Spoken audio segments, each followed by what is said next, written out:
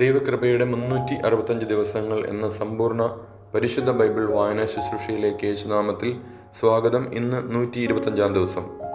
1 മക്കബയർ 1 മുതൽ 4 വരെയുള്ള അധ്യായങ്ങൾ നമ്മൾ ഇന്ന് വായിച്ച് ധ്യാനിക്കുന്നു. മഹാനായ അലക്സാണ്ടർ രാജാവിനെക്കുറിച്ചും തിന്മയുടെ വേരായി ജനിച്ച അന്ത്യോക്കസ് എപ്പിഫാനസ് എന്ന രാജാവിനെക്കുറിച്ചുമെല്ലാം നമ്മൾ ഇന്ന് വായിച്ച് ധ്യാനിക്കുന്നു. പരിശുദ്ധാത്മാവിൻ്റെ നിറവിൽ ഈ ജീവന്റെ വചനം വായിക്കാൻ ദൈവം നമ്മളെല്ലാവരെയും അനുഗ്രഹിക്കട്ടെ. ഈശോമിശിഹായ്ക്ക് സ്തുതിയായിരിക്കട്ടെ. മക്കബായരുടെ 1-ാം പുസ്തകം 1-ാം അധ്യായം. മഹാനായ അലക്സാണ്ടർ. ഫിലിപ്പിന്റെ പുത്രനും മക്കദോനിയക്കാരനുമായ അലക്സാണ്ടർ കിത്തീം ദേശത്തുനിന്ന് വന്ന് പേർഷ്യക്കാരുടെയും മീദിയക്കാരുടെയും രാജാവായ ദാരിയൂസിനെ കീഴടക്കി ഭരണമേറ്റെടുത്തു. അതിനു മുൻപ് തന്നെ അവൻ ഗ്രീസിന്റെ രാജാവായിരുന്നു. അവൻ നിരവധി യുദ്ധങ്ങൾ ചെയ്തു കോട്ടകൾ പിടിച്ചടക്കി, രാജാക്കന്മാരെ വധിച്ചു. ഭൂമിയുടെ അതിർത്തികൾ വരെ അവൻ മുന്നേറി. അസംഖ്യം രാജ്യങ്ങൾ കൊള്ളയടിച്ചു. ലോകം മുഴുവൻ തനിക്ക് അധീനമായപ്പോൾ അവൻ അഹങ്കാര ഉന്മത്തനായി. സുശക്തമായൊരു സൈന്യത്തെ ശേഖരിച്ചവൻ രാജ്യങ്ങളുടെയും ജനതകളുടെയും നാടുവാഴികളുടെയും മേൽ ആധിപത്യം സ്ഥാപിച്ചു. അവർ അവന് സാമന്തരായി. അങ്ങനെയിരിക്കെ അവൻ രോഗബാധിതനായി. മരണം ആസന്നമായെന്ന് അവൻ മനസ്സിലാക്കി. ചെറുപ്പം മുതലേ തന്റെ പാർശ്വവർത്തികളായിരുന്ന സമുന്നതരായ സേനാധിപന്മാരെ വിളിച്ചുവരുത്തി അവർക്ക് താൻ മരിക്കുന്നതിന് മുൻപ് അവൻ രാജ്യം വിഭജിച്ചു കൊടുത്തു. 12 വർഷത്തെ ഭരണത്തിനു ശേഷം അലക്സാണ്ടർ മരണമടഞ്ഞു. സേനാധിപന്മാർ താങ്കളുടെ പ്രദേശങ്ങളിൽ ഭരണം തുടങ്ങി. അലക്സാണ്ടറുടെ മരണത്തിനു ശേഷം അവർ സ്വയം കിരീടം ധരിച്ച് രാജാക്കന്മാരായി. അനേക വർഷത്തേക്ക് അവരുടെ പുത്രന്മാരും ആ രീതി തുടർന്നു. അവർ മൂലം ഭൂമിയിൽ ദുരിതങ്ങൾ പെരുകി. അന്തിയോക്കസ് എപ്പിഫാനസ്. അവരുടെ വംശത്തിൽപ്പെട്ട അന്തിയോക്കസ് രാജാവിന്റെ പുത്രനായി തിന്മയുടെ വേരായി അന്തിയോക്കസ് എപ്പിഫാനസ് ജനിച്ചു. ഗ്രീക്ക് സാമ്രാജ്യം സ്ഥാപിതമായതിന്റെ 137-ാം വർഷം ഭരണമേൽക്കുന്നതിനു മുമ്പ് അവൻ റോമയിൽ തടവിലായിരുന്നു. അക്കാലത്ത് നിയമനിഷേധകരായ ചിലർ മുൻപോട്ട് വന്ന് ഇസ്രായേലിൽ അനേകം പേരെ വഴിതെറ്റിക്കും വിധം പറഞ്ഞു. ചുറ്റുമുള്ള വിജാതീയരുമായി നമുക്ക് ഉടമ്പടി ചെയ്യാം, കാരണം അവരിൽ നിന്ന് പിരിഞ്ഞതിൽ പിന്നെ വളരെയേറെ അനർത്ഥങ്ങൾ നമുക്ക് ഭവിച്ചിരിക്കുന്നു. ഈ നിർദ്ദേശം അവർക്കിഷ്ടപ്പെട്ടു. കുറെ ആളുകൾ താൽപര്യപൂർവ്വം രാജാവിന്റെ അടുക്കിലെത്തി. വിജാതീയരുടെ ആചാരങ്ങൾ അനുഷ്ഠിക്കാൻ അവൻ അവർക്ക് അനുവാദം നൽകി. അവർ ജെറുസലേമിൽ വിജാതീയ രീതിയിലുള്ള ഒരു കായിക അഭ്യാസ കളരി സ്ഥാപിച്ചു. പരിച്ഛേദനത്തിന്റെ അടയാളങ്ങൾ അവർ മായിച്ചു കളഞ്ഞു. വിശുദ്ധ ഉടമ്പടി പരിത്യജിച്ചു. വിജാതീയരോട് ചേർന്ന് ദുഷ്കൃത്യങ്ങളിൽ മുഴുകുകയും ചെയ്തു. രാജ്യം തന്റെ കയ്യിൽ ഭദ്രമായി എന്ന് കണ്ട് ഈജിപ്തിന്റെ കൂടി രാജാവാകാൻ അന്തിയോക്കസ് തീരുമാനിച്ചു. ഇരു രാജ്യങ്ങളുടെയും അധിപനാകാനായിരുന്നു അവന്റെ മോഹം. രഥങ്ങളും ആനകളും കുതിരപ്പട്ടാളവും വലിയൊരു കപ്പൽ പടയും അടങ്ങിയ സുശക്തമായ സൈന്യത്തോടെ അവൻ ഈജിപ്തിനെ ആക്രമിച്ചു. ഈജിപ്ത് രാജാവായ ടോളമിയുമായി അവൻ ഏറ്റുമുട്ടി. ടോളമി പിന്തിരിഞ്ഞോടി. വളരെ പേർ മുറിവേറ്റു വീണു. ഈജിപ്തിലെ സുരക്ഷിത നഗരങ്ങൾ അവൻ പിടിച്ചടക്കി. ഈജിപ്ത് ദേശം കൊള്ളയടിച്ചു. 143-ാം ആണ്ടിൽ ഈജിപ്ത് കീഴടക്കിയതിനു ശേഷം അന്തിയോക്കസ് മടങ്ങി. ഇസ്രായേലിനെതിരെ ശക്തമായൊരു സൈന്യവുമായി പുറപ്പെട്ട് അവൻ ജെറുസലേമിലെത്തി. അവൻ ഔദത്യത്തോടെ വിശുദ്ധ സ്ഥലത്ത് പ്രവേശിച്ച് സുവർണ ബലിപീഠവും വിളക്കുകാലുകളും അവിടെയുണ്ടായിരുന്ന എല്ലാ ഉപകരണങ്ങളും കൈവശമാക്കി. തിരുസാന്നിധ്യ അപ്പത്തിന്റെ മേശയും പാനീയ ബലിക്കുള്ള ചഷകങ്ങളും കോപ്പകളും സുവർണ ധൂപകലശങ്ങളും തിരശ്ശീലയും കിരീടങ്ങളും ദേവാലയ പൂമുഖത്തെ കനകവിധാനങ്ങളും എല്ലാം അവൻ കൊള്ളയടിച്ചു. അവിടെയുണ്ടായിരുന്ന വെള്ളിയും സ്വർണവും വിലപിടിച്ച പാത്രങ്ങളും കൈവശപ്പെടുത്തി. ഒളിച്ചുവെച്ചിരുന്ന നിധികളിൽ കണ്ടെത്തിയതെല്ലാം അവൻ കൈക്കലാക്കി. അവയും കൊണ്ടവൻ സ്വദേശത്തേക്ക് മടങ്ങി. അവൻ ഏറെ രക്തം ചൊരിഞ്ഞു. അവന്റെ സംസാരത്തിൽ അഹങ്കാരം മുറ്റിനിന്നു.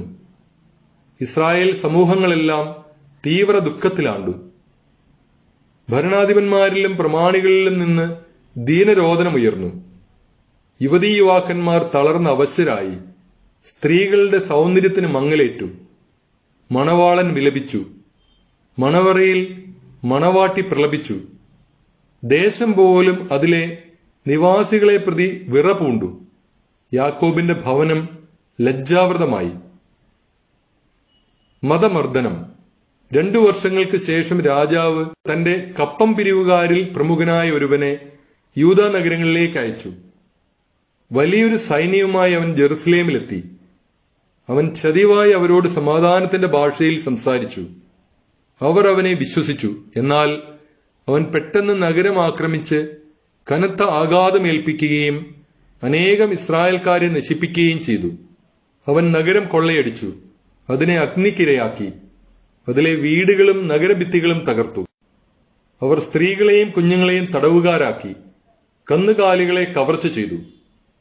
ഉറപ്പുള്ള വലിയൊരു മതിലും ബലമേറിയ ഗോപുരങ്ങളും പണിത് ദാവീദിന്റെ നഗരത്തെ അവർ സുശക്തമാക്കി. അത് അവരുടെ സങ്കേതമായി തീർന്നു. ദുഷ്ടരും അധർമ്മികളുമായ ഒരു വിഭാഗം ആളുകളെ അവർ അവിടെ താമസിപ്പിച്ചു. അവർ അവിടെ നിലയുറപ്പിച്ചു. അവർ ആയുധങ്ങളും ഭക്ഷ്യപദാർത്ഥങ്ങളും ജെറുസലേമിൽ നിന്ന് ശേഖരിച്ച കവർച്ച വസ്തുക്കളും അവിടെ സംഭരിച്ചു. അങ്ങനെ അവർ ഒരു കെണിയായി. അത് വിശുദ്ധ സ്ഥലത്തെ ആക്രമിക്കാനുള്ള ഒളിസ്ഥലമായി മാറി. ഇസ്രായേലിനെ നിരന്തരം അലട്ടുന്ന ദുഷ്ടപ്രതിയോഗിയും. വിശുദ്ധ സ്ഥലത്തിന് ചുറ്റും അവർ നിഷ്കളങ്ക രക്തം ചിന്തി. വിശുദ്ധ സ്ഥലം അശുദ്ധമാക്കുക പോലും ചെയ്തു. ജെറുസലേം നിവാസികൾ അവരെ ഭയന്ന് ഓടിപ്പോയി. അവൾ വിദേശീയരുടെ വാസസ്ഥലമായി പരിണമിച്ചു. സ്വസന്താനങ്ങൾക്ക് അവൾ അന്യയായി. സ്വന്തം മക്കൾ അവളെ ഉപേക്ഷിച്ചു. അവളുടെ വിശുദ്ധ സ്ഥലം മരുഭൂമിക്ക് തുല്യം വിജനമായി. തിരുനാളുകൾ വിലാപദിനങ്ങളായി മാറി. സാബത്തുകൾ പരിഹാസ വിഷയമായി. അവളുടെ കീർത്തി അപമാനിക്കപ്പെട്ടു. അപകീർത്തി മുൻ മഹത്വത്തിനൊപ്പം അവളെ ചുറ്റിനിന്നു. അവളുടെ ഔന്നത്യം വിലാപത്തിന് വഴിമാറി.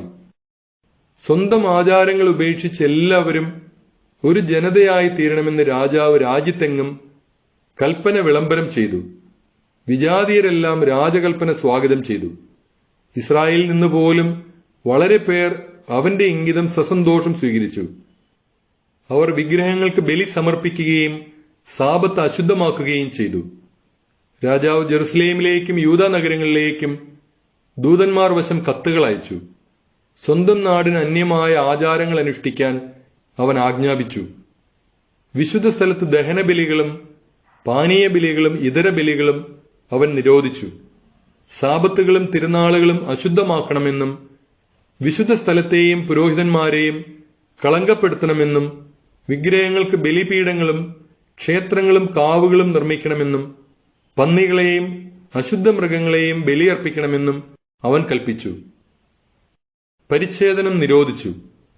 അവർ നിയമം വിസ്മരിക്കുകയും ചട്ടങ്ങൾ വികലമാക്കുകയും ചെയ്യേണ്ടതിന് അവിശുദ്ധവും മലിനവുമായ എല്ലാവിധ പ്രവൃത്തികളിലും ഏർപ്പെട്ട് തങ്ങളെ തന്നെ നികൃഷ്ടരാക്കണമെന്നും അവൻ നിർദ്ദേശിച്ചു.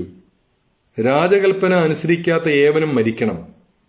ഇങ്ങനെ അവൻ രാജ്യത്തെങ്ങും വിജ്ഞാപനം ചെയ്തു. എല്ലാ ജനതകളുടെയും മേൽ പരിശോധകരെ നിയമിച്ചു. യൂദായിലെ നഗരങ്ങൾ തവണ വെച്ച് ബലിയർപ്പിക്കണമെന്ന് കൽപ്പിക്കുകയും ചെയ്തു. നിയമം ഉപേക്ഷിച്ച വളരെ പേർ അവരോട് ചേർന്ന് നാട്ടിലെങ്ങും തിന്മ പ്രവർത്തിച്ചു. ഇസ്രായേൽക്കാർ അഭയസ്ഥാനങ്ങളിൽ ഒളിക്കുന്നതിന് ഇതിടയാക്കി. 145 വർഷത്തിൽ കിസ്ലേവ് മാസം 15 ദിവസം ദഹന ബലിപീഠത്തിന്മേൽ അവർ വിനാശത്തിന്റെ മ്ലേച്ഛ വസ്തു പ്രതിഷ്ഠിച്ചു. ചുറ്റുമുള്ള യൂദാ നഗരങ്ങളിലും അവർ ബലിപീഠങ്ങൾ നിർമ്മിച്ചു. വീടുകളുടെ വാതിലുകളിലും തെരുവീതികളിലും അവർ ധൂപമർപ്പിച്ചു. കിട്ടിയ നിയമഗ്രന്ഥങ്ങൾ കീറി തീയിലിട്ടു. ഉടമ്പടി ഗ്രന്ഥം കൈവശം വയ്ക്കുകയോ നിയമത്തോട് കൂറു പുലർത്തുകയോ ചെയ്യുന്നവൻ രാജശാസനപ്രകാരം മരണത്തിന് അർഹനായിരുന്നു. നഗരങ്ങളിൽ ഇങ്ങനെ പിടിക്കപ്പെട്ട ഇസ്രായേൽക്കാരുടെ മേൽ അവർ മാസം തോറും ശിക്ഷാവിധി നടപ്പാക്കിയിരുന്നു. ദഹന ബലിപീഠത്തിന് മുകളിൽ സ്ഥാപിച്ച പീഠത്തിൽ മാസത്തിൽ 25 ദിവസം അവർ ബലിയർപ്പിച്ചു. പുത്രന്മാരെ പരിച്ഛേദനം ചെയ്യിച്ച സ്ത്രീകളെ രാജകൽപ്പന പ്രകാരം അവർ വധിച്ചു. അവരുടെ കുടുംബാംഗങ്ങളും പരിച്ഛേദനം ചെയ്തവരും വധിക്കപ്പെട്ടു. ശിശുക്കളെ തള്ളമാരുടെ കഴുത്തിൽ തൂക്കിക്കൊന്നു. എങ്കിലും ഇസ്രായേലിൽ വളരെ പേർ അചഞ്ചലരായി നിന്നു. അശുദ്ധ ഭക്ഷണം കഴിക്കുകയില്ലെന്ന് അവർ ദൃഢനിശ്ചയം ചെയ്തു.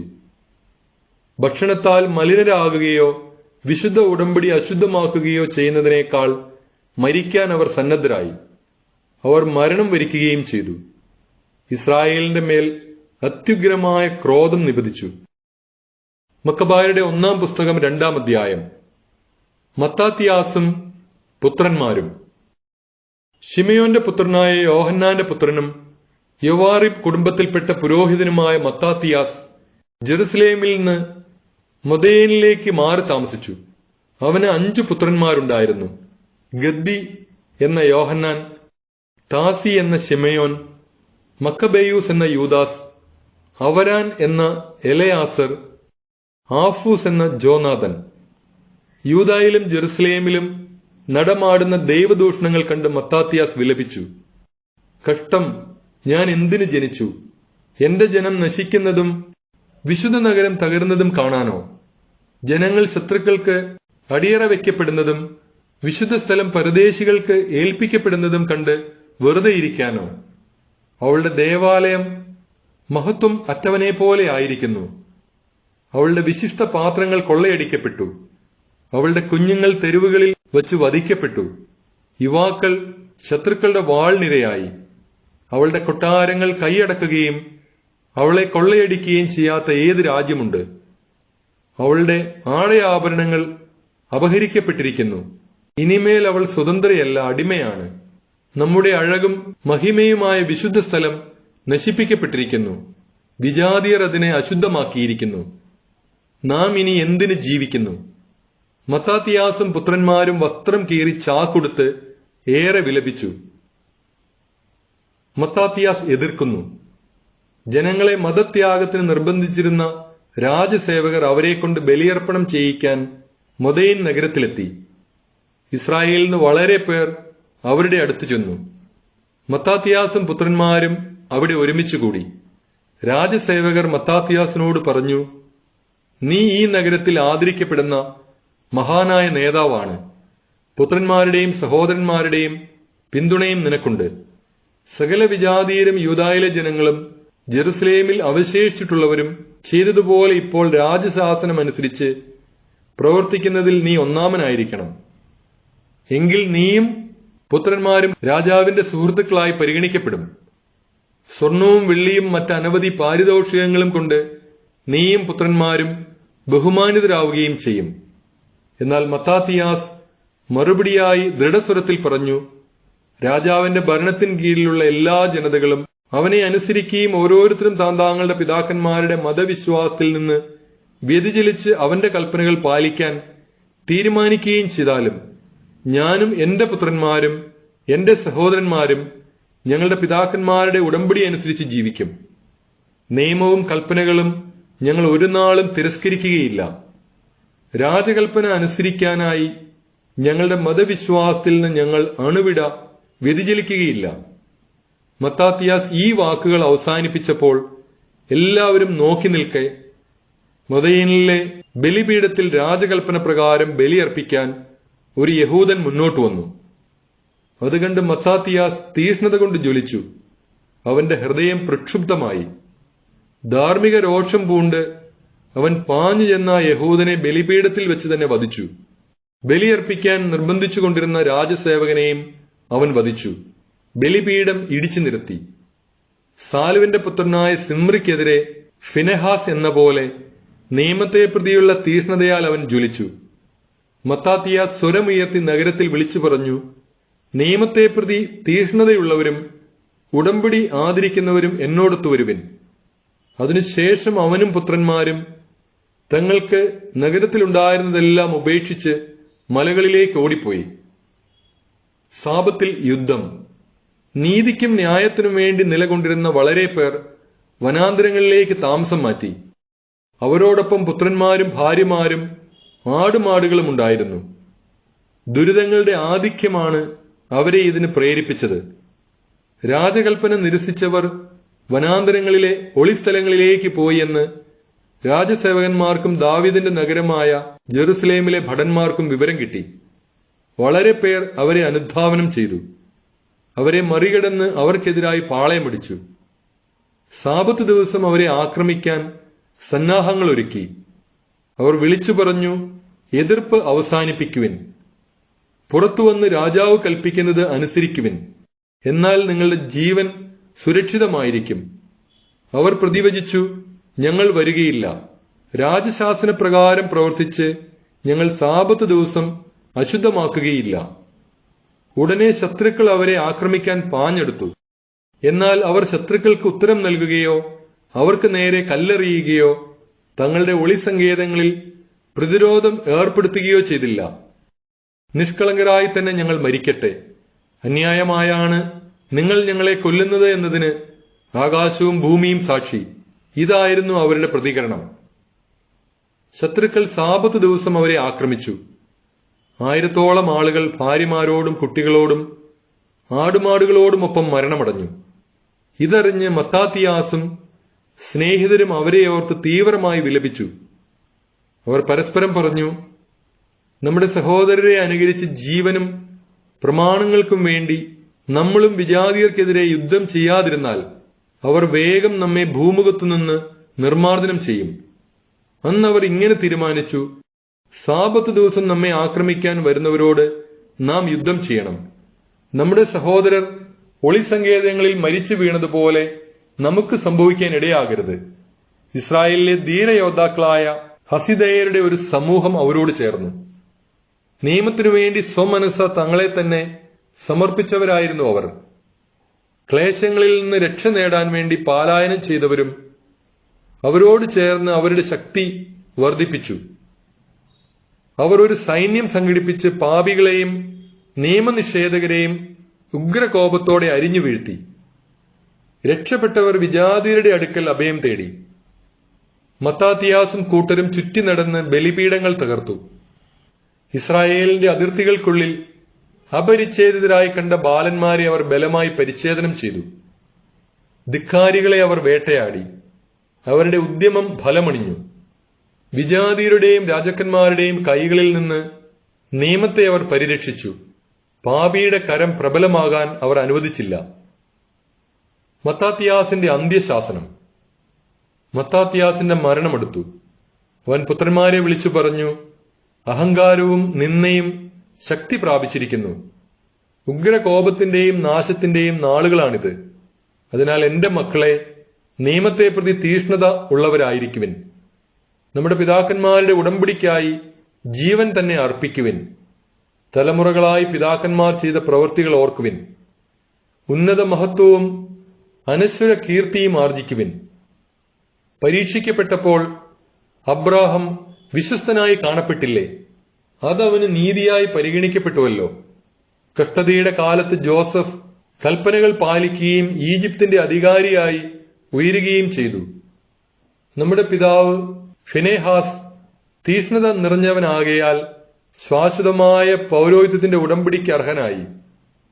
കൽപ്പന നിറവേറ്റിയതിനാൽ ജോഷുവ ഇസ്രായേലിലെ ന്യായാധിപനായി. സഭയിൽ സാക്ഷ്യം നൽകിയ കാലേബിന് ദേശത്ത് അവകാശം ലഭിച്ചു. ദയാലുവായ ദാവീദ് സിംഹാസനത്തിന് ശാശ്വത അവകാശിയായി. നിയമത്തെക്കുറിച്ചുള്ള തീഷ്ണതയാൽ ജ്വലിച്ച ഏലിയ സ്വർഗത്തിലേക്ക് സംവഹിക്കപ്പെട്ടു. ഹനനിയായും അസ്റിയായും മിഷായേലും വിശ്വാസം നിമിത്തം അഗ്നിയിൽ നിന്ന് രക്ഷിക്കപ്പെട്ടു. ദാനിയേൽ തന്റെ നിഷ്കളങ്കതയാൽ സിംഹവക്ത്രത്തിൽ നിന്ന് രക്ഷ നേടി. തലമുറ തലമുറയായി ദൈവത്തിൽ വിശ്വാസം അർപ്പിക്കുന്നവരാരും അശക്തരാവുകയില്ല എന്ന് ഗ്രഹിക്കുവിൻ. പാപിയുടെ വാക്കുകളെ ഭയപ്പെടേണ്ട. അവന്റെ പ്രതാപം ചാണകവും പുഴുക്കളുമായി മാറും. ഇന്നവൻ പ്രകീർത്തിക്കപ്പെടുന്നു, നാളെ അവനെ കാണുകയില്ല. അവൻ പൊടിയിലേക്ക് മടങ്ങിക്കഴിഞ്ഞു. അവന്റെ പദ്ധതികൾ തകർന്നടിഞ്ഞു. എന്റെ മക്കളെ, ധൈര്യമായിരിക്കുവിൻ. നിയമത്തിൽ ഉറച്ചു നിൽക്കുവിൻ. അതുവഴി നിങ്ങൾക്ക് ബഹുമതി ലഭിക്കും. നിങ്ങളുടെ സഹോദരനായ ശിമെയോൻ ഉപദേശം നൽകുന്നതിൽ വിജ്ഞനാണ്. അവനെ സദാ അനുസരിക്കുവിൻ. അവൻ നിങ്ങൾക്ക് പിതാവായിരിക്കും. യൂദാസ് മക്കബയോസ് യൗവനം മുതലേ ശക്തനായ യോദ്ധാവാണ്.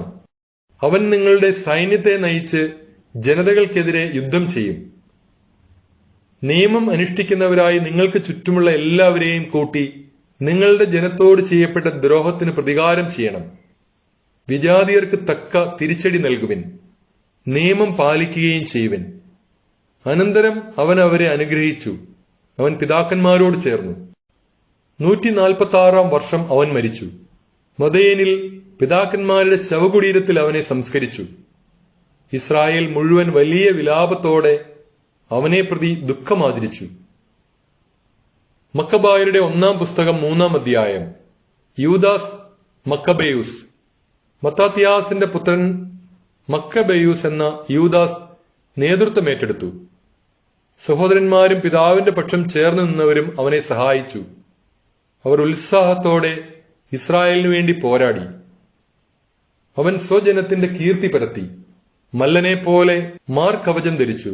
ആയുധമേന്തി അവൻ യുദ്ധം ചെയ്തു. വാൾ കൊണ്ട് സൈന്യത്തിന് സംരക്ഷണം നൽകി. പ്രവർത്തനങ്ങളിൽ അവൻ സിംഹത്തെ പോലെയായിരുന്നു, ഇരയ്ക്കായി അലറുന്ന ഒരു സിംഹക്കുട്ടിയെപ്പോലെ. അധർമ്മികളെ അവൻ തെരഞ്ഞു പിടിച്ചു. ജനദ്രോഹികളെ അഗ്നിക്കിരയാക്കി. ദുർമാർഗികൾ ഭയന്ന് പിന്മാറി. ദുർവൃത്തർ പരിഭ്രാന്തരായി. അവന്റെ കീഴിൽ വിമോചനത്തിന്റെ മാർഗം തെളിഞ്ഞു. പല രാജാക്കന്മാരെയും അവൻ പ്രകോപിപ്പിച്ചു. എന്നാൽ യാക്കോബ് അവന്റെ പ്രവൃത്തികളിൽ സന്തുഷ്ടനായി. അവന്റെ സ്മരണ എന്നെന്നും അനുഗ്രഹീതമാണ്. യൂദായിലെ നഗരങ്ങളിലൂടെ അവൻ ചുറ്റി സഞ്ചരിച്ചു. ദൈവനിഷേധകരെ ഉന്മൂലനം ചെയ്തു. ഇസ്രായേലിൽ നിന്ന് ക്രോധമകറ്റി. ഭൂമിയുടെ അതിർത്തികൾ വരെ അവന്റെ കീർത്തി വ്യാപിച്ചു. നശിച്ചുകൊണ്ടിരുന്നവരെ അവൻ ഒരുമിച്ചു കൂട്ടി. യൂദാസിന്റെ ആദ്യ വിജയം. അപ്പൊളോണിയൂസ് വിജാതീയരെയും സമരിയായിൽ നിന്ന് വലിയൊരു സൈന്യത്തെയും ശേഖരിച്ച് ഇസ്രായേലിനെതിരെ യുദ്ധത്തിനൊരുങ്ങി.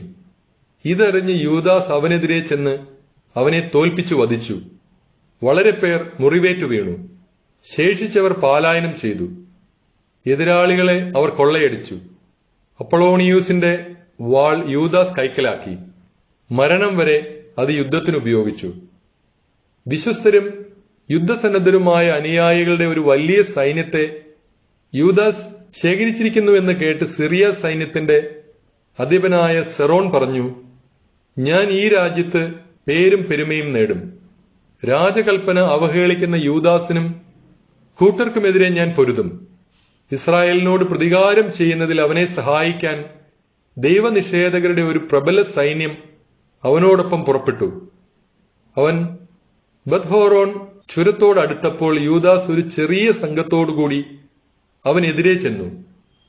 എതിരെ വരുന്ന സൈന്യത്തെ കണ്ടപ്പോൾ കൂടെയുള്ളവർ യൂദാസിനോട് പറഞ്ഞു, ഇത്ര ബൃഹത്തും ശക്തവുമായ ഒരു സൈന്യത്തോട് എണ്ണത്തിൽ വളരെ കുറച്ചുപേർ മാത്രമുള്ള നമുക്ക് എങ്ങനെ പൊരുതാൻ കഴിയും? ഇന്ന് ഒന്നും ഭക്ഷിച്ചിട്ടില്ലാത്ത നമ്മൾ തളർന്നിരിക്കുന്നു. അവൻ പറഞ്ഞു, അനേകം പേരെ എളുപ്പത്തിൽ ഉപരോധിക്കാൻ കുറച്ചു പേർക്ക് കഴിയും. കാരണം രക്ഷ നൽകാൻ ഉപയോഗിക്കുന്ന സൈന്യം വലുതോ ചെറുതോ എന്നത് ദൈവദൃഷ്ടിയിൽ അപ്രധാനമാണ്. സൈന്യത്തിന്റെ വലുപ്പത്തെ ആശ്രയിച്ചല്ല യുദ്ധത്തിന്റെ വിജയം. ശക്തി ദൈവത്തിൽ നിന്നാണ് വരുന്നത്. നമ്മെയും നമ്മുടെ ഭാര്യമാരെയും മക്കളെയും നശിപ്പിക്കാനും കൊള്ളയടിക്കാനുമായി അധർമ്മികളായ അവർ അഹങ്കാരപൂർവം നമുക്കെതിരെ വരുന്നു. നാം യുദ്ധം ചെയ്യുന്നത് നമ്മുടെ ജീവനും നിയമത്തിനും വേണ്ടിയാണ്. കർത്താവ് തന്നെ നമ്മുടെ മുൻപിൽ വെച്ച് അവരെ നിലം പരിശാക്കും. നിങ്ങൾ അവരെ ഭയപ്പെടേണ്ട. ഇതു പറഞ്ഞിട്ട് അവൻ മിന്നലാക്രമണം നടത്തി. സെറോണും സൈന്യവും പരാജയപ്പെട്ടു. അവൻ അവരെ ബത്ഹോറോൺ ചുരത്തിലൂടെ സമതലം വരെ പിന്തുടർന്നു. ശത്രുക്കളിൽ 800 പേർ കൊല്ലപ്പെട്ടു. ശേഷിച്ചവർ ഫിലിസ്ത്യരുടെ നാട്ടിലേക്ക് പലായനം ചെയ്തു. അന്നു മുതൽ യൂദാസിനെയും സഹോദരന്മാരെയും കുറിച്ചുള്ള ഭയം വ്യാപിച്ചു. ചുറ്റുമുള്ള വിജാതിയർ പരിഭ്രാന്തരായി. അവന്റെ കീർത്തി രാജസന്നിധിയിലെത്തി. യൂദാസിന്റെ യുദ്ധങ്ങൾ വിജാതിയർക്ക് സംസാര വിഷയമായി. അന്തിയോക്കസ് യുദ്ധത്തിനൊരുങ്ങുന്നു. വിവരങ്ങൾ അറിഞ്ഞ അന്തിയോക്കസ് രാജാവ് കോപാക്രാന്തനായി. അവൻ രാജ്യമൊട്ടാകെയുണ്ടായിരുന്ന സൈന്യത്തെ വിളിച്ചുകൂട്ടി. അതൊരു സുശക്തമായ സേനയായിരുന്നു. അവൻ ഭണ്ഡാരത്തിൽ നിന്ന് സേനകൾക്ക് 1 വർഷത്തെ ശമ്പളം നൽകുകയും ഏത് പ്രതിസന്ധിയും നേരിടുന്നതിന് തയ്യാറായിരിക്കാൻ കൽപ്പിക്കുകയും ചെയ്തു. താമസമിന്നേ ഭണ്ഡാരം ശൂന്യമായി എന്നും പുരാതന കാലം മുതലേ നിലവിലിരുന്ന നിയമങ്ങൾ നീക്കിക്കളഞ്ഞതുമൂലം നാട്ടിലുളവായ ഭിന്നിപ്പും കലാപവും രാജ്യത്തിന്റെ വരുമാനത്തെ സാരമായി ബാധിച്ചുവെന്നും അവൻ മനസ്സിലാക്കി. ഇനി മുതൽ സ്വന്തം ചെലവുകൾക്കും മുൻ രാജാക്കന്മാരെക്കാൾ ഉദാരമായി താൻ നൽകാറുള്ള ദാനങ്ങൾക്കും സമ്മാനങ്ങൾക്കും വേണ്ടത്ര ധനശേഖരം ഉണ്ടായിരിക്കില്ലെന്ന് അവൻ ഭയപ്പെട്ടു. അസ്വസ്ഥനായ അവൻ പേർഷ്യയിൽ പോയി നികുതി പിരിച്ച് വലിയൊരു സംഖ്യ ശേഖരിക്കാൻ തീരുമാനിച്ചു. പ്രഗത്ഭനും രാജവംശജനുമായ ലിസിയാസിനെ യൂഫ്രട്ടീസ് നദി മുതൽ ഈജിപ്തിന്റെ അതിർത്തി വരെയുള്ള പ്രദേശത്തെ ഭരണകാര്യങ്ങൾ ഏൽപ്പിച്ചു. മടങ്ങി വരുന്നതുവരെ അവന്റെ മകൻ അന്തിയോക്കസിനെ സംരക്ഷിക്കാനും ലിസിയാസിനെ ചുമതലപ്പെടുത്തിയിരുന്നു. ഭടന്മാരിലും ആനകളിലും പകുതി അവനെ ഏൽപ്പിച്ചു. ചെയ്യേണ്ട കാര്യങ്ങളെക്കുറിച്ച് നിർദ്ദേശങ്ങളും നൽകി. യൂദായിലെയും ജെറുസലേമിലെയും നിവാസികളെ സംബന്ധിച്ചുള്ള നിർദ്ദേശം ഇതായിരുന്നു: സൈന്യത്തെ അയച്ച് ഇസ്രായേലിനെയും ജെറുസലേമിൽ അവശേഷിച്ചവരെയും നിശേഷം നശിപ്പിച്ച് നാട്ടിൽ അവരുടെ സ്മരണ പോലും ഇല്ലാതാക്കുക. അവരുടെ പ്രദേശങ്ങളിലെല്ലാം വിജാതീയരെ വസിപ്പിച്ച് നാട് വിഭജിച്ചു കൊടുക്കുക. പകുതി സൈന്യവുമായി 147 വർഷം രാജാവ് തലസ്ഥാനമായ അന്ത്യോക്യയിൽ നിന്ന് യാത്ര പുറപ്പെട്ടു. യൂഫ്രട്ടീസ് നദി കടന്ന് ഉത്തരപ്രദേശങ്ങളിലൂടെ അവൻ മുന്നേറി. ഗോർജിയാസും നിക്കാനോറും രാജാവിന്റെ സ്നേഹിതന്മാരിൽ ശക്തന്മാരായ ദോറിമേനസിന്റെ പുത്രൻ ടോളമി, നിക്കാനോർ, ഗോർജിയാസ് എന്നിവരെ ലിസിയാസ് തിരഞ്ഞെടുത്തു. അവരെ രാജകൽപ്പന പ്രകാരം യൂദാദേശം നശിപ്പിക്കാൻ 40,000 പേരുടെ കാലാൾ പടയോടൊപ്പം 7,000 പേരുടെ കുതിരപ്പടയോടും കൂടി അങ്ങോട്ടയച്ചു. അവർ സൈന്യം മുഴുവനോടും കൂടി പുറപ്പെട്ടു. എമ്മാവൂസിന് സമീപമുള്ള സമതലത്തിൽ അവർ പാളയമടിച്ചു. ആ പ്രദേശത്തെ വ്യാപാരികൾ അവരെക്കുറിച്ച് പറയപ്പെട്ടിരുന്നത് കേട്ട് ഇസ്രായേലിയരെ അടിമകളായി വാങ്ങാൻ ധാരാളം വെള്ളിയും സ്വർണവും ഒപ്പം ചങ്ങലകളുമായി പാളയത്തിലേക്ക് ചെന്നു. സിറിയയിലും ഫിലിസ്തീനയുടെ നാട്ടിലും നിന്നുള്ള സൈന്യങ്ങളും അവരോടുകൂടെ ചേർന്നു. ആപത്ത് വർദ്ധിച്ചിരിക്കുന്നതായും ശത്രു സൈന്യം രാജ്യത്ത് പാളയമടിച്ചിരിക്കുന്നതായും യൂദാസും സഹോദരന്മാരും അറിഞ്ഞു. ജനങ്ങളെ നിശേഷം നശിപ്പിക്കാൻ രാജാവ് നൽകിയ കൽപ്പനയെക്കുറിച്ചും അവർ കേട്ടു. അവർ പരസ്പരം പറഞ്ഞു, നമ്മുടെ ജനത്തെ നാശത്തിൽ നിന്ന് നമുക്ക് പുനരുദ്ധരിക്കാം. ജനത്തിനും വിശുദ്ധ സ്ഥലത്തിനും വേണ്ടി പൊരുതാം. യുദ്ധത്തിന് തയ്യാറാകാനും കാരുണ്യവും അനുകമ്പയും യാചിക്കാനുമായി ജനം സമ്മേളിച്ചു. ജെറുസലേം മരുഭൂമി പോലെ വിജനമായി കിടക്കുന്നു. അവളുടെ മക്കളിൽ ആരും അകത്തു കടക്കുകയോ പുറത്തു പോവുകയോ ചെയ്യുന്നില്ല. വിശുദ്ധ സ്ഥലം ചവിട്ടി മെതിക്കപ്പെട്ടിരിക്കുന്നു. വിദേശീയർ കോട്ട കൈയടക്കിയിരിക്കുന്നു. വിജാതിയർക്കത് താവളമായി തീർന്നിരിക്കുന്നു. യാക്കോബിൽ നിന്ന് സന്തോഷം പോയി മറഞ്ഞു. കുഴലും വീണയും നിശബ്ദമായിരിക്കുന്നു. മിസ്പായിലെ സമ്മേളനം. അവർ ഒരുമിച്ച് ജെറുസലേമിനെതിരെയുള്ള മിസ്പായിലേക്ക് പോയി. അവിടെ പൂർവ്വകാലത്ത് ഇസ്രായേലിന് ഒരു പ്രാർത്ഥനാ കേന്ദ്രമുണ്ടായിരുന്നു. അന്നവർ വസ്ത്രങ്ങൾ കീറി ചാക്കൊടുത്ത് തലയിൽ ചാരം പൂശി ഉപവസിച്ചു. കാര്യങ്ങൾ അറിയാൻ വിജാതിയർ ദേവവിഗ്രഹങ്ങളോട് ആരാഞ്ഞിരുന്നതുപോലെ അവർ നിയമഗ്രന്ഥം പരിശോധിച്ചു. അവർ പുരോഹിത വസ്ത്രങ്ങളും ആദ്യഫലങ്ങളും ദശാംശങ്ങളും കൊണ്ടുവരികയും വ്രതം പൂർത്തിയാക്കിയ നാസീരിയരെ വിളിച്ചുകൂട്ടുകയും ചെയ്തു. അനന്തരം അവർ സ്വർഗത്തിലേക്ക് നോക്കി ഉച്ചത്തിൽ വിളിച്ചു പറഞ്ഞു, ഇവരെ ഞങ്ങൾ എന്തു ചെയ്യും? ഇവരെ എങ്ങോട്ട് കൊണ്ടുപോകും? അവിടുത്തെ വിശുദ്ധ സ്ഥലം ചവിട്ടി അശുദ്ധമാക്കിയിരിക്കുന്നു. അപമാനിതരായ പുരോഹിതന്മാർ വിലപിക്കുന്നു. ഞങ്ങളെ നശിപ്പിക്കാൻ വിജാതിയർ ഒത്തുചേർന്നു. അവരുടെ ഗൂഢാലോചനകൾ അങ്ങ് അറിയുന്നുവല്ലോ. അങ്ങയുടെ സഹായമില്ലെങ്കിൽ അവരെ ചേർത്ത് നിൽക്കാൻ ഞങ്ങൾക്ക് എങ്ങനെ കഴിയും? അനന്തരം അവർ കാഹളമൂതി വലിയൊരു നിലവിളി ഉയർന്നു. തുടർന്ന് യൂദാസ് ജനങ്ങൾക്ക് നേതാക്കന്മാരെ നിയോഗിച്ചു. 1000, 100, 50, 10 ഇങ്ങനെ വേർതിരിച്ച വിവിധ വ്യൂഹങ്ങളുടെ ആധിപത്യം അവരെ ഏൽപ്പിച്ചു. വീട് പണിയുന്നവരോ വിവാഹ വാഗ്ദാനം ചെയ്തവരോ മുന്തിരിത്തോട്ടം നട്ടുപിടിപ്പിക്കുന്നവരോ ഭീരുക്കളോ ആയ എല്ലാവരും നിയമമനുസരിച്ച് വീടുകളിലേക്ക് മടങ്ങാൻ അവൻ ആജ്ഞാപിച്ചു. അതിനുശേഷം സൈന്യം പുറപ്പെട്ട് എമ്മാവൂസിന്റെ തെക്ക് ഭാഗത്തെത്തി പാളയമടിച്ചു. യൂദാസ് പറഞ്ഞു, അരമുറുക്കി ധീരരായി നിൽക്കുവിൻ. നമ്മെയും നമ്മുടെ വിശുദ്ധ സ്ഥലത്തെയും നശിപ്പിക്കാൻ ഒത്തുകൂടിയിരിക്കുന്ന ഈ വിജാതിയരോട് യുദ്ധം ചെയ്യാൻ അതിരാവിലെ ഒരുങ്ങി നിൽക്കുവിൻ. നമ്മുടെ ജനത്തിന്റെയും വിശുദ്ധ സ്ഥലത്തിന്റെയും ദുസ്ഥിതി കാണുന്നതിനേക്കാൾ യുദ്ധത്തിൽ മരിക്കുന്നതാണ് നല്ലത്. ദൈവഹിതം നിറവേറട്ടെ. മക്കബയരുടെ 1-ാം പുസ്തകം 4-ാം അധ്യായം. ഗോർജിയാസിന്റെ മേൽ വിജയം.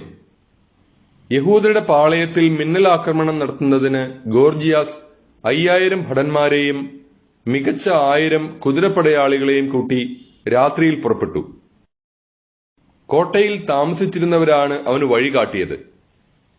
യൂദാസ് ഇതറിഞ്ഞ് തന്റെ ശക്തരായ സഹചരന്മാരോട് കൂടി എമ്മാവോസിലുള്ള രാജസൈന്യത്തെ ആക്രമിക്കാൻ പുറപ്പെട്ടു. സൈന്യം അപ്പോൾ പാളയത്തിൽ ഉണ്ടായിരുന്നില്ല. ഗോർജിയാസ് രാത്രി യൂദാസിന്റെ പാളയത്തിലെത്തിയപ്പോൾ ആരെയും കണ്ടില്ല. അവർ ഓടി രക്ഷപ്പെടുകയാണ് എന്ന് പറഞ്ഞ് അവൻ അവരെ തെരഞ്ഞ് മലമുകളിലേക്ക് പോയി.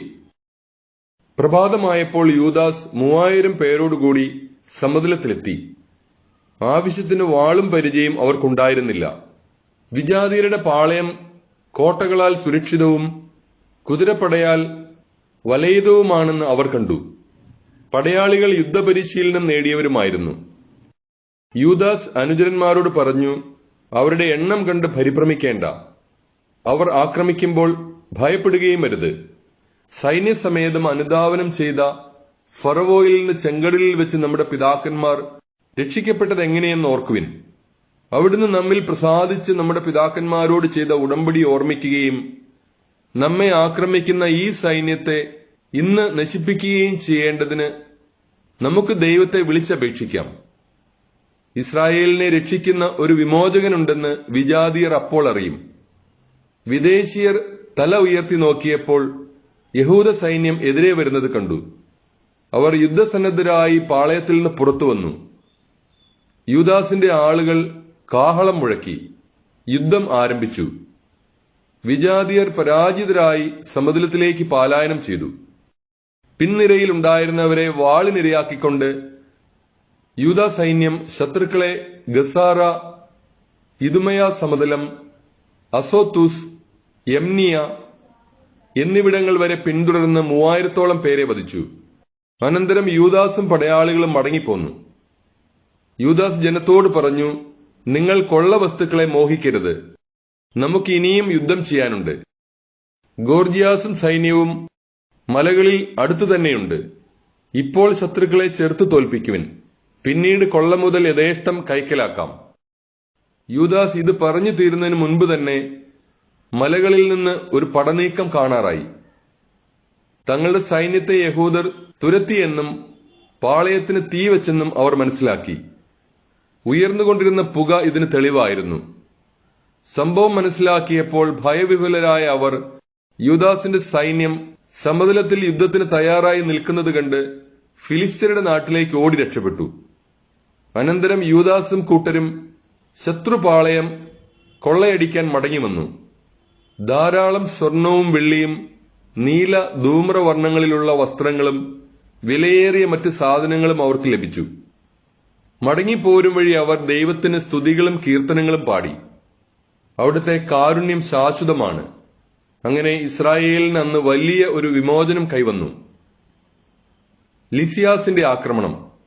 വിദേശീയരിൽ രക്ഷപ്പെട്ടവർ ലിസിയാസിന്റെ അടുക്കൽ ചെന്ന് സംഭവിച്ചതെല്ലാം അറിയിച്ചു. അവൻ പരിഭ്രാന്തനും നഷ്ടധൈര്യനുമായി. കാരണം താൻ ഉദ്ദേശിച്ചതുപോലെ ഇസ്രായേലിനെ തോൽപ്പിക്കുന്നതിനോ രാജാവ് തന്നോട് കൽപ്പിച്ച പ്രകാരം കാര്യങ്ങൾ നടത്തുന്നതിനോ അവന് സാധിച്ചില്ല.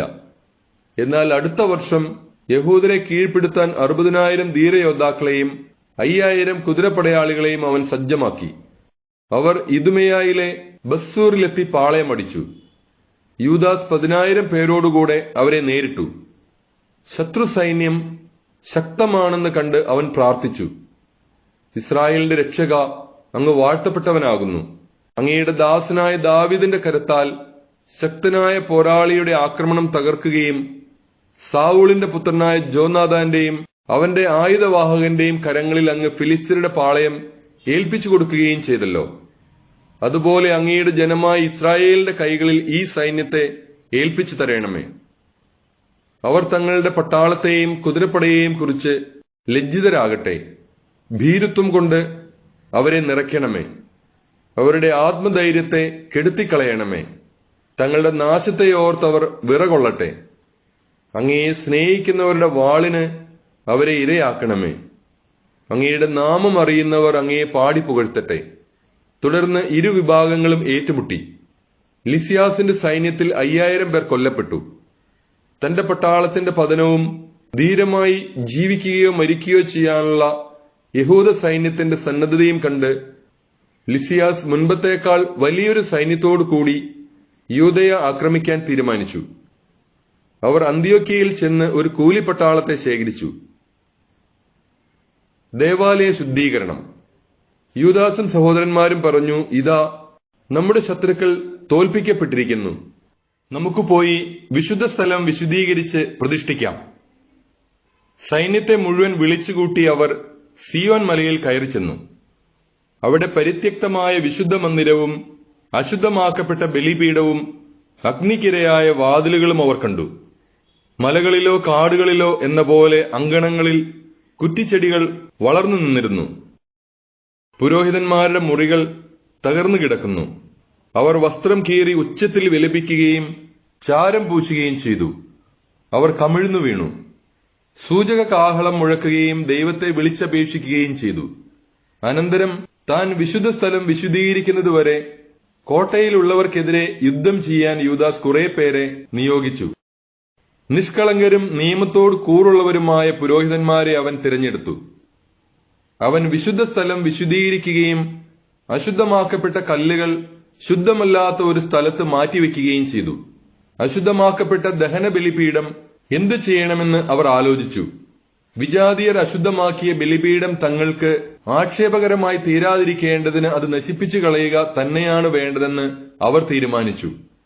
അതനുസരിച്ച് അവർ അത് തച്ചുടയ്ക്കുകയും അതിന്റെ കല്ലുകൾ എന്തു ചെയ്യണമെന്ന് ഒരു പ്രവാചകൻ വന്ന് നിർദ്ദേശിക്കുന്നതുവരെ അവ ദേവാലയം സ്ഥിതി ചെയ്യുന്ന കുന്നിൽ തന്നെ സൗകര്യപ്രദമായ ഒരു സ്ഥലത്ത് സൂക്ഷിക്കുകയും ചെയ്തു. പിന്നീട് അവർ നിയമം നിർദ്ദേശിക്കുന്ന പ്രകാരം ചെത്തിമിനുക്കാത്ത കല്ലുകൾ കൊണ്ട് മുൻപത്തേതുപോലെ ഒരു ബലിപീഠം നിർമ്മിച്ചു. വിശുദ്ധ സ്ഥലവും ദേവാലയ അന്തർഭാഗവും വീണ്ടും നിർമ്മിക്കുകയും അങ്കണങ്ങൾ വിശുദ്ധീകരിക്കുകയും ചെയ്തു. അവർ വിശുദ്ധ പാത്രങ്ങൾ പുതുതായി ഉണ്ടാക്കി. വിളക്കുകാലും ധൂപപീഠവും മേശയും ദേവാലയത്തിലേക്ക് കൊണ്ടുവന്നു. അവർ പീഠത്തിൽ ധൂപമർപ്പിക്കുകയും വിളക്കുകാലിലെ ദീപങ്ങൾ തെളിയിക്കുകയും ചെയ്തു. ദേവാലയത്തിനുള്ളിൽ പ്രകാശം പരന്നു. അപ്പം മേശമേൽ വച്ചു തിരശ്ശീല ഇടുകയും ചെയ്തു. അങ്ങനെ തുടങ്ങിയ പ്രവൃത്തികളെല്ലാം അവർ പൂർത്തിയാക്കി. 148 വർഷം 9 മാസമായ കിസ്ലേവിന്റെ 25 ദിവസം അവർ അതിരാവിലെ ഉണർന്ന് പുതുതായി പണിത ദഹന ബലിപീഠത്തിന്മേൽ വിധിപ്രകാരം ബലിയർപ്പിച്ചു. വിജാതിയർ ബലിപീഠം അശുദ്ധമാക്കിയതിന്റെ വാർഷിക ദിവസത്തിൽ തന്നെ ഗാനാലാപത്തോടും വീണ, കിന്നരം, കൈത്താളം എന്നിവയുടെ അകമ്പടിയോടും കൂടി അവർ അതിന്റെ പുനഃപ്രതിഷ്ഠ നടത്തി. തങ്ങൾക്ക് വിജയം നേടിത്തന്ന ദൈവത്തെ ജനങ്ങളെല്ലാവരും സാഷ്ടാംഗം വീണ് ആരാധിക്കുകയും സ്തുതിക്കുകയും ചെയ്തു. 8 ദിവസത്തേക്ക് അവർ ബലിപീഠത്തിന്റെ പ്രതിഷ്ഠ ആഘോഷിച്ചു. ആഹ്ലാദപൂർവ്വം ദഹനബലികൾ അർപ്പിച്ചു. മോചനത്തിന്റെയും സ്തുതിയുടേതുമായ ഒരു ബലിയും അവർ അർപ്പിച്ചു. ദേവാലയത്തിന്റെ മുൻവശം സ്വർണമകുടങ്ങളും പരിചകളും കൊണ്ട് അലങ്കരിച്ചു. വാതിലുകൾ പുനരുദ്ധരിക്കുകയും പുരോഹിതന്മാരുടെ മുറികൾ നന്നാക്കി അവയ്ക്ക് കതകുകൾ പിടിപ്പിക്കുകയും ചെയ്തു. ജനങ്ങളിൽ ആഹ്ലാദം തിരതല്ലി. വിജാതിയരുടെ പരിഹാസത്തിന് അറുതി വന്നു. ആണ്ടുതോറും കിസ്ലേവ് മാസത്തിന്റെ 25 ദിവസം മുതൽ 8 ദിവസത്തേക്ക് ആനന്ദത്തോടും ആഹ്ലാദത്തോടും കൂടെ ബലിപീഠ പ്രതിഷ്ഠയുടെ ഓർമ്മ ആചരിക്കണമെന്ന് യൂദാസും സഹോദരന്മാരും ഇസ്രായേൽ സമൂഹവും കൂടി തീരുമാനിച്ചു. വിജാതിയർ വീണ്ടും വന്ന് തകർത്തു കളയാതിരിക്കത്തക്ക വിധം സിയോൻ മലയുടെ ചുറ്റും ഉയർന്ന മതിലുകളും ബലമേറിയ ഗോപുരങ്ങളും പണിത് അവർ അതിനെ സുരക്ഷിതമാക്കി. അവൻ ഒരു കാവൽ സൈന്യത്തെ നിയോഗിച്ചു. ഇദുമേയായുടെ ആക്രമണത്തിൽ നിന്ന് രക്ഷ നേടാൻ ജനങ്ങൾക്ക് ഒരു ശക്തിദുർഗമായി ബേത്സൂറിനെ കോട്ടകളാൽ ബലപ്പെടുത്തുകയും ചെയ്തു.